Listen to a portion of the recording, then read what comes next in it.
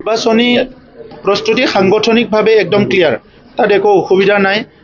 সাংগঠনিকভাৱে আজি UPPL দলে আমাৰ কেন্দ্ৰীয় কমিটি, জিলা কমিটি, 40টা ব্লক কমিটি আৰু 445টা প্ৰাইমাৰী কমিটি, 3200টা বুথ কমিটি আমাৰ সম্পূৰ্ণভাৱে আজি সক্ৰিয় কৰি তোলা হৈছে আৰু তেখেতসকলে অলৰেডি ৰাইজৰ লগত কাম কৰি আছে। গতিকে নিৰ্বাচনটোক লৈ পেলাই আমি ইমান চিন্তিত নহয় আৰু ভাৰতৰ যিটো গণতন্ত্ৰ ইয়াত আমি সকলো কওঁ যে এইটো মাদাৰ অফ ডেমক্ৰেসি, ইয়াৰ এটা সৌন্দৰ্য আছে, এইটো যথেষ্ট মেচিউৰ হৈছে।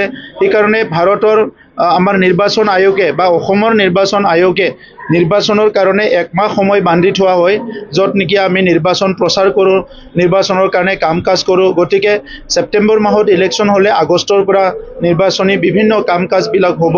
এতিয়া আমাৰ চৰকাৰ চলি আছে, বিভিন্ন কাম কাজ আমি কৰি আছোঁ, শিক্ষাৰ দিশতে হওক, সামাজিক দিশতে হওক, বিভিন্ন দিশত আমি কাম কৰি আছোঁ। গতিকে আজিৰ সময়ত UPPLে আমি সামাজিক উন্নয়নৰ কাৰণে আৰু সমাজখন আগুৱাই নিয়াৰ কাৰণে বিভিন্ন কামত আমি ব্যস্ত হৈ আছোঁ।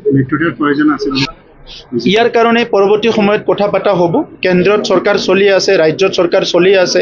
গতিকে কাউন্সিলত কি হ'ব, BJPয়ে নিজৰ কথা কৈ আছে। আমিও অহা 7 তাৰিখত জুনত আমাৰ CWC মিটিং হ'ব, তাতে আমাৰ কথাটো আমি আলোচনা কৰিম আৰু আমি স্পষ্ট কৰিম।